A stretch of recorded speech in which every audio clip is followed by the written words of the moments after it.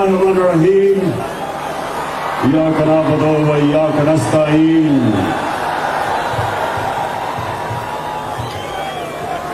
सबसे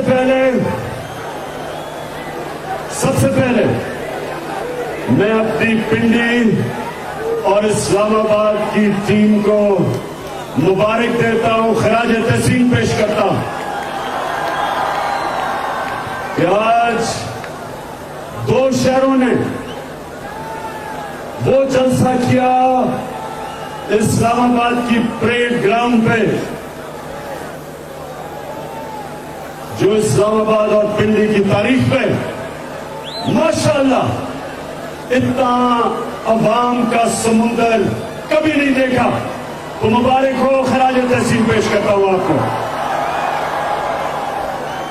उसके बाद मैं सिर्फ एक अपने नौजवानों आप सबके लिए एक बात कहना चाहता हूं, सबके लिए जो अंदर घुस भी नहीं सके यहां आप सबको, और वहां ऊपर भी सब बैठे हुए हैं, एक चीज आपने ध्यान रखनी कि हमारी फैमिलीज और हमारी ख्वातीन बैठी है, आपकी जिम्मेदारी आपने उनका ध्यान रखना है। ये हमारा दीन है, हमारा फर्ज है कि हम अपनी बहनों बेटियों माओं का उनकी इज्जत करें और उनकी रखवाली करें। तो यहां मैं देख रहा हूं कि क्राउड ज्यादा बन रहा है, आपने बड़ा देख के उनका ध्यान रखना। मैं आज सबसे पहले 26 मई की सुबह जब मैं इस्लामाबाद पहुंचा, सुबह को मैंने फैसला किया कि हम धरना नहीं देंगे। और मैं आज आप सबके सामने ये बताना चाहता हूं कि क्यों मैंने फैसला किया। क्योंकि मुझे पता था कि उस दिन जिस तरह आज अवाम का समुंदर आया है, उस दिन शाम को अवाम का समुंदर ने आना था। और मुझे पता था कि लोगों में गुस्सा था अपनी पुलिस के खिलाफ और रेंजर्स के खिलाफ कि उन्होंने सिर्फ नौजवानों के ऊपर शेलिंग नहीं सिर्फ की, उन्होंने औरतों और बच्चों के ऊपर बेदर्दी से जिस तरह उन्होंने जुल्म किया, मुझे ये पूरा इल्म था कि उस दिन शाम को इंतशार होना था। उस दिन शाम को पुलिस और रेंजर्स के सामने मेरी कौम ने खड़े हो जाना था। मैंने इसलिए फैसला किया कि ये कौम भी मेरी है, पुलिस भी मेरी है, रेंजर्स भी मेरे हैं। मैं अपनी कौम में इंतशार नहीं फैलाना चाहता। मैं तो सिर्फ एक मकसद के लिए निकला कि इम्पोर्टेंट हुकूमत न मंजूर। मेरा मकसद सिर्फ निकलेगा एक अमरीकी साजिश के तहत यहां के मीर जाफर और मीर सादिक ने मिलकर इन्होंने साजिश की, एक 22 करोड़ अवाम की इलेक्टेड हुकूमत को हटाया। और उसके बाद इस मुल्क के बड़े बड़े डाकुओं को हमारे ऊपर मुसल्लत किया।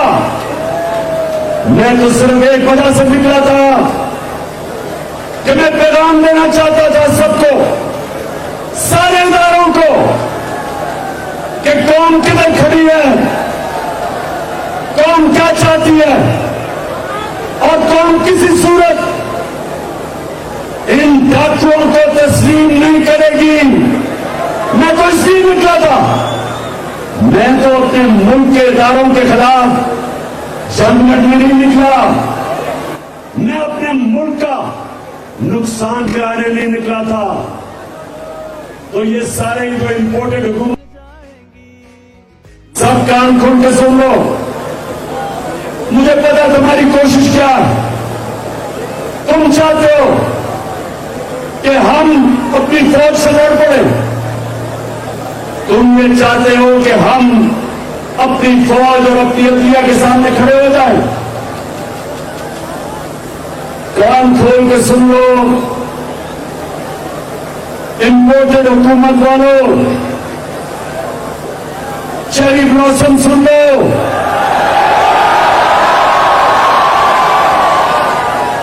आसिफ जरदारी मुल्क की बीमारी सुन लो, फजल रहमान डीजल सुन लो कि हमारा जीना मरना पाकिस्तान में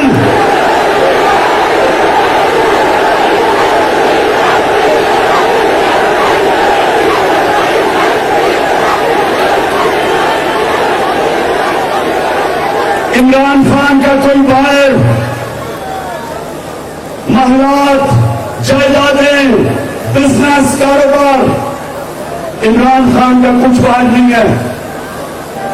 20 साल बाहर कमाई की, सारा कुछ बेच के आज मेरा मरना जीना पाकिस्तान में। कभी मैंने नहीं सोचा कि बाहर का पासपोर्ट ले लूं। मैं जब 18 साल की उम्र से जब मुल्क से गया, कभी मेरे ज़हन में ये नहीं आया कि पाकिस्तान के अलावा मैं कहीं और रह सकता हूं।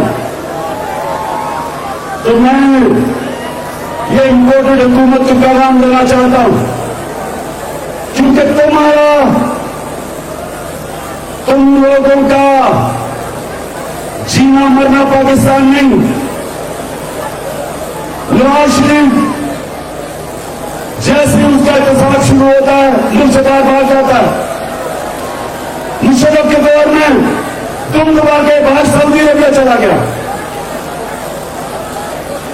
उसके बाद वापस आया, मुल्क को लूटा, फिर जब उसके केस शुरू हुए फिर वापस भाग गया, और अब फिर एनआरओ की इंतजार कर रहे वापस आने के लिए। आसिफ जरदारी कितने साल बाहर रहा, इनकी जायदादें, पैसा जो इधर से लूटा वो बाहर है, इनको कोई फर्क नहीं पड़ता। इनको कोई फर्क नहीं पड़ता अगर पाकिस्तान नीचे जाता है, अगर रुपया गिरता है, इनके डॉलरों में पैसे हैं, इनकी दौलत में इजाफा होता है। अगर ये मुल्क नीचे जाता है, इनको कोई फर्क नहीं पड़ता, क्योंकि ये तो फिर बाहर जा सकते हैं। नवाज शरीफ के तो बेटे बाहर हैं, बरतानिया का पासपोर्ट लिया हुआ, कहते हम पाकिस्तान के शहरी नहीं। जरदारी जब प्रेसिडेंट था 50 दफा दुबई निजी दौरों पे गया, नवाज शरीफ 22 दफा लंदन निजी दौरों पे गया, तो इनको कोई फर्क नहीं पड़ता। ये वो लोग हैं, ये सुने मेरे पाकिस्तानियों, ये गौर से सुने। ये जब इक़्तिदार में था जरदारी, इसने नाकामी के जरिए अमरीकी सिपह सलार को मैसेज दी, क्या पैगाम दिया कि अमरीकियों को कहा कि मुझे जरदारी को पाकिस्तान की फौज से बचा लो। प्रेसिडेंट होते हुए, पाकिस्तान के प्रेसिडेंट होते हुए अमरीकियों को कहता है कि मुझे पाकिस्तानी फौज से बचा लो।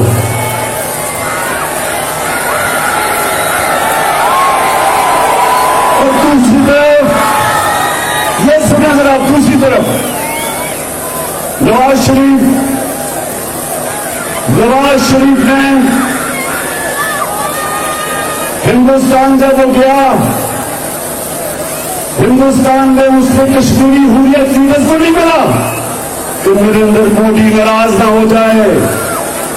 और काठमांडू में जब छुप के साथ की मीटिंग की नरेंद्र मोदी से, तो अपनी फौज से बच के की। कश्मीरियों पर वो जुल्म कर रहे थे, कश्मीरियों पर जुल्म कर रहे थे नरेंद्र मोदी की हुकूमत। और ये मोदी को घर के शादी को बुला रहा था। तो हमें पाकिस्तानियों, हम जानते हैं इनका कोई फर्क नहीं पड़ता अगर पाकिस्तान नीचे जाता है।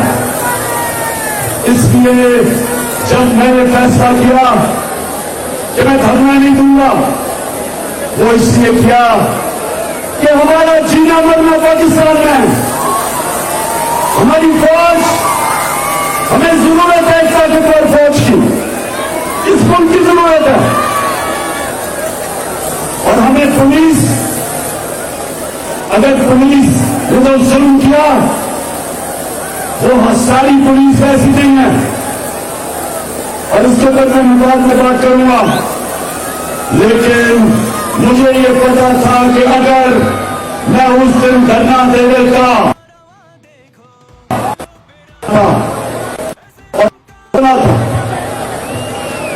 लेकिन पाकिस्तानियों, आज नौजवानों, खासतौर पर आज आपने बात सुन ली। मैंने इसलिए आज आप सबको यह दावत दी कि मैं ये साबित करना चाहता था कि अगर ये 25 को जुल्म ना करते, पुलिस छापे ना मारती, टेर गैसिंग ना करती, रास्ते ना रोकती, तो इसी तरह अवाम का समुद्र आना था इस्लामाबाद। और अवाम के समुद्र ने सिर्फ एक चीज कहनी थी, उन्होंने सिर्फ एक नारा लगाना था, इंपोर्टेड हुकूमत ना मंजूर। क्योंकि कौन ना ये अमेरिका की साजिश तस्लीम करती है, और ना इन डाकुओं को जो 30 साल इस मुल्क का पैसा लूट रहे, ना उनको तस्लीम करती है। और हम सबको, अपने सारे मुल्क के इदारों को पैगाम देना चाहते थे, पुरअमन एहतजाज करके जो हमारा हक है, इन्होंने हमें वो एहतजाज नहीं करने दिया। और आज सारी कौम देख ले कि सिर्फ यहां नहीं हमारी कौम जमा, पेशावर में लोग जमा हुए, आज लाहौर में 4 जगह पर जमा हुए, कराची में, मुल्तान में, पाकिस्तान में हमारी कौम निकली हुई है। और आपको, इदारों को एक पैगाम दे रही है कि पुरअमन एहतजाज आपको एक पैगाम दे रहा है। अभी भी वक्त है कि इन चोरों से इस मुल्क को बचा लो, कि हम सबके हाथ से जेल ना निकल जाए। चाहो भी नहीं तो रोक सकोगे। और तो पाकिस्तानियों, दूसरी चीज मैं आज आपको कहने आया था, देखिए पाकिस्तानियों, लाहौर से मेरी बात सुनना, क्योंकि मैं पाकिस्तान के साथ पड़ा हुआ हूं। मेरे माँ बाप एक गुलाम मुल्क में पैदा हुए थे, हिंदुस्तान में अंग्रेजों की गुलामी थी। हमेशा उन्होंने मुझे बताया कि तुम कितना खुशकिस्मत हो कि तुम एक आजाद मुल्क में पैदा हुए। तो मेरे नौजवानों, सबसे पहले मुझे आपको यह समझाना है कि क्यों हमें आजादी चाहिए थी अंग्रेज से, क्यों कायदे आजम ने, क्यों जद्दोजहद की थी एक आजाद मुल्क के लिए। क्योंकि अंग्रेज के जमाने में तो बेहतर कानून चलता था, निजाम बेहतर चलता था। हमारे बड़े बताते हैं चोरी कम थी, कानून की बालादस्ती थी, बेहतर थी। तो क्यों हमने आजादी मांगी? हमने आजादी, सुन लो पाकिस्तानियों, हमने इस इसलिए मांगी कि हमारा अल्लाह से दावा है कि ला इलाहा इल्लल्लाह। ये हमारा अल्लाह से दावा है कि अल्लाह तेरे सलाम किसी के सामने नहीं सर झुकाते। इलामा इकबाल ने, जो शाहीन, इकबाल का शाहीन क्या था? इकबाल का शाहीन था जो जंजीरें तोड़ के ऊपर चला जाता था, परवाज ऊपर थी। कोई कौम, कोई गुलाम कौम बड़े काम नहीं कर सकती। गुलाम कौम अच्छे गुलाम रहते, सिर्फ आजाद कौमें बड़ा काम, बड़ा नाम बनाती है। और हमारा जो पाकिस्तान बना था, करारदाद मुकासद में हमने कहा था कि हम एक इस्लामी फलाई रियासत बनाएंगे, दुनिया को मिसाल देंगे कि इस्लाम क्या होता है। इलामा इकबाल ने अपनी शायरी से बताया, जगाया एक गुलाम मुसलमानों को कि तुम कभी शाहीन नहीं बन सकते जब तक तुम्हारे गुलामी की जंजीरें जमीन पर रखती हैं आपको। अल्लाह कुरान में कहता है कि मैंने तुम्हें अपनी सबसे अजीम मखलूक बनाया है, अशरफुल मखलूकात। और जब इंसान परवाज करता है, फरिश्तों से ऊपर चला जाता है। शैतान को कहा कि आदम के सामने झुको, क्योंकि इसमें बड़ी सलाहियत है। लेकिन कुरान में भी कहती है कि जब एक इंसान गिरता है तो जानवरों से भी नीचे चला जाता है।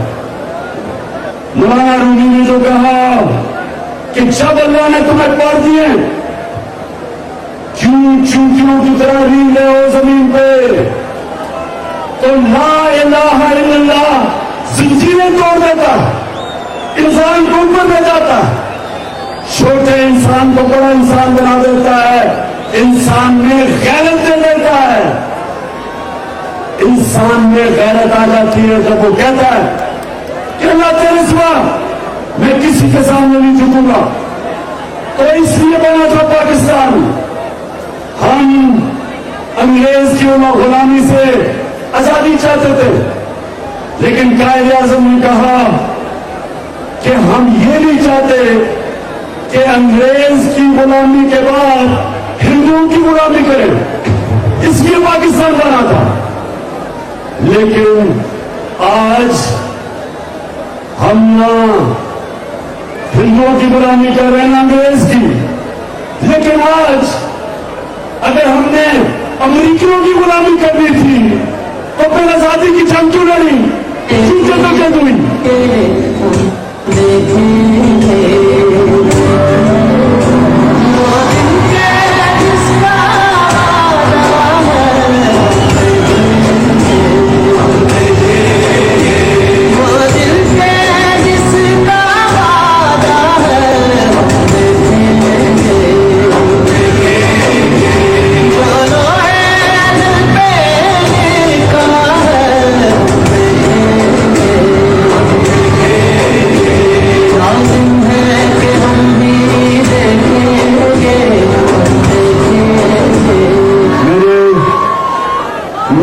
जब प्राइम मिनिस्टर था तो मैंने फैसला किया था कि हम नबी सल्लल्लाहु अलैहि वसल्लम की सीरत स्कूलों में बच्चों को पढ़ाएंगे।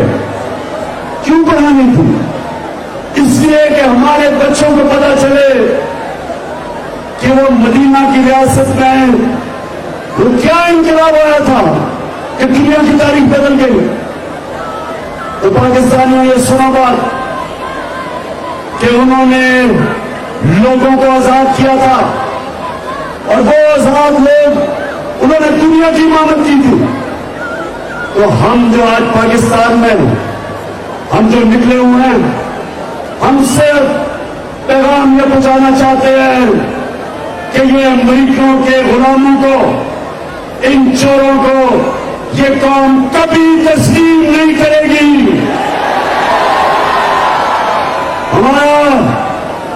हमारा लीडर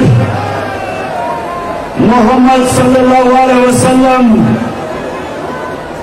उन्होंने जब थोड़े से मुसलमान थे, 2 सुपर पावर थी, उन्होंने एक खत लिखा, एक सुपर पावर को, रोमन एम्पायर को, दूसरा जो पर्शियन एम्पायर था, उन्होंने पैगाम दिया। ये नहीं कहा कि हमें इमदाद चाहिए, उन्होंने कहा कि मैं अल्लाह का पैगाम लेके आया हूं, अगर तुम इस पैगाम पर चलोगे अपनी बेहतरी के लिए, नहीं चलोगे तुम्हारी बर्बादी है। और ये 628 और 638 को 2 खत लिखे थे उन्होंने, और वो 10 साल के बाद दोनों सुपर पावर घुटने टेक गई थी। ये तारीख कैसा है। लेकिन मैं आज चाहता हूं फैसल, वो जरा वीडियो चलाओ कि जो आज कल के हमारे हुक्मरान हैं वो क्या कहते हैं। हम अपने नबी की उम्मत है, ला इलाहा इल्लल्लाह।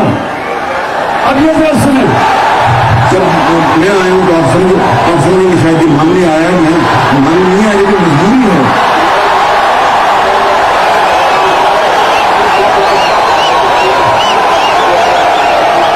आवाज नहीं आ रही, आवाज नहीं आ रही।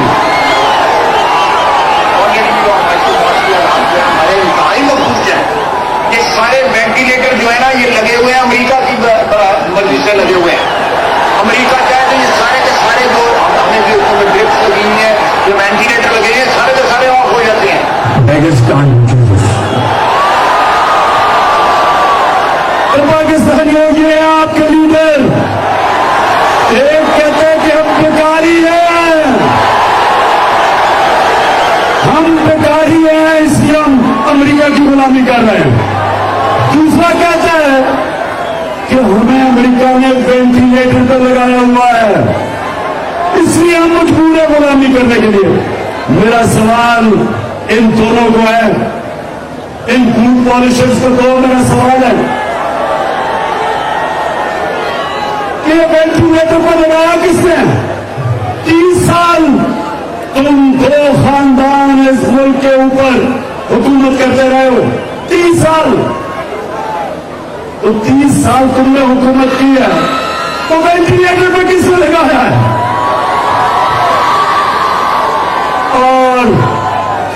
और हमारा क्राइम मिनिस्टर कहता है कि हम तो बेकारी हैं।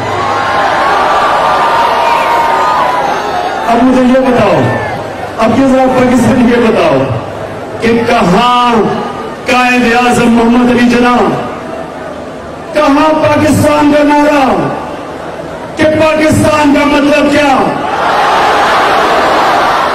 और कहां ये अमेरिका के गुलाम, अमेरिका के जूते पॉलिश करने वाले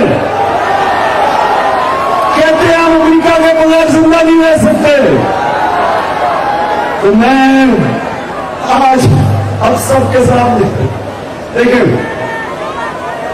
पाकिस्तानियों, आज मैं पैगाम सबको देना चाहता हूं कि अगर किसी का यह ख्याल है कि हमारी खुददार और गैरतमंद कौम इनको मान जाएगी जो पैसे के बुत की पूजा करते, पाकिस्तानियों में बात सुनो, मैं लोगों से आखिरी शुरू में मेरी बात सुना भी और बातें करनी है। मैं जब इस दुनिया से जाऊंगा, मैं अपने अल्लाह से, अल्लाह के सामने जब जाऊंगा तो मैं सिर्फ एक चीज चाहता हूं कि मैं ये चाहता हूं कि जब मैं दुनिया से जाऊं तो मेरे जो नौजवान हैं, मेरी कौम, वो ला इलाहा इल्लल्लाह का मतलब समझ जाए। ला इलाहा इल्लल्लाह का मतलब, उसका ये मतलब है कि अल्लाह तेरे सिवा मैं किसी के सामने नहीं झुकता। इसको भी समझ जाओ, बुत सिर्फ मिट्टी के नहीं होते, ये नहीं कि मूर्ति एक बोतल और उसकी सिर्फ पूजा करना शिर्क है। जो चीज जिधर आप अपने जमीर की कीमत लगा देते, जिधर आप अपनी जमीन को बेचते हैं, वो शिर्क है। जिधर सच और हक के रास्ते में आप कोई भी चीज ले आते हैं, वो शिर्क है। सबसे बड़ा बुत, पाकिस्तानी और नौजवान सुन लो, सबसे बड़ा बुत खौफ का बुत है। खौफ लोगों को गुलाम बना देता है। कभी आज तक कोई कौम बड़ी कौम नहीं बड़ी जब तक वो अपने खौफ के ऊपर काबू नहीं पाती। नबी सल्लल्लाहु अलैहि वसल्लम के जमाने में तारीख का हिस्सा मुसलमान थोड़े से नहीं थे, हथियार भी उनके पास जदीद हथियार नहीं थे, लेकिन वो सारी दुनिया पे, आधी दुनिया के ऊपर छा गए, क्योंकि वो आजाद लोग थे। वो वाकई किसी चीज, वो वाकई किसी किस्म का शिर्क नहीं करते थे। पैसे का होता है, लोग पैसे के सामने अपना जमीन बेच देते। नौकरी, अपनी नौकरी बचाने के लिए अपना जमीन बेचते। वो जो पुलिस वाले और वो रेंजर्स जिन्होंने औरतों बच्चों के ऊपर शेलिंग की, उन्होंने अपनी नौकरी को अपनी जमीन से आगे रखा।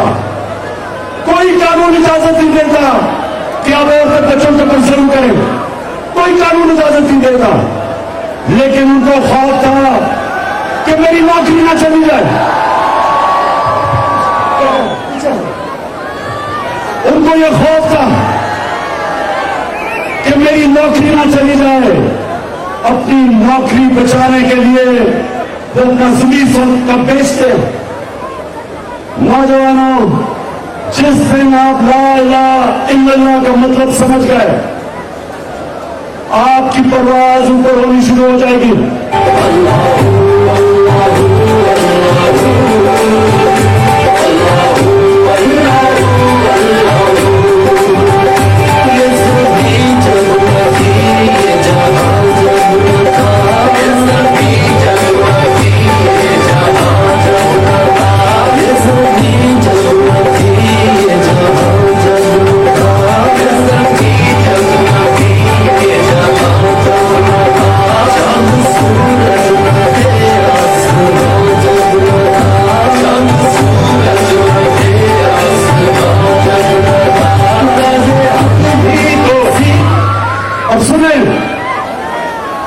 सुने, मैं ये चाहता हूं कि मेरी कौम खुददार हो, मेरी कौम अपने पैर पे खड़ी हो, मेरी कौम कभी किसी मुल्क के सामने हाथ ना फैलाए।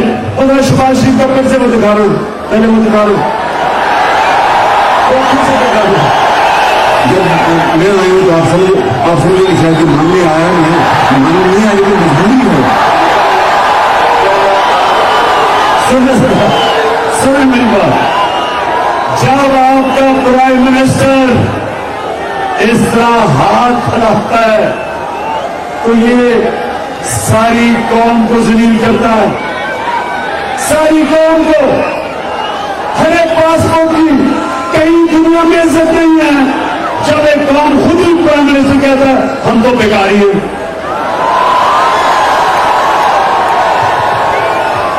ये है बेकारी, ये पैसे के खुदा की पूजा करने वाले, इनके पैसे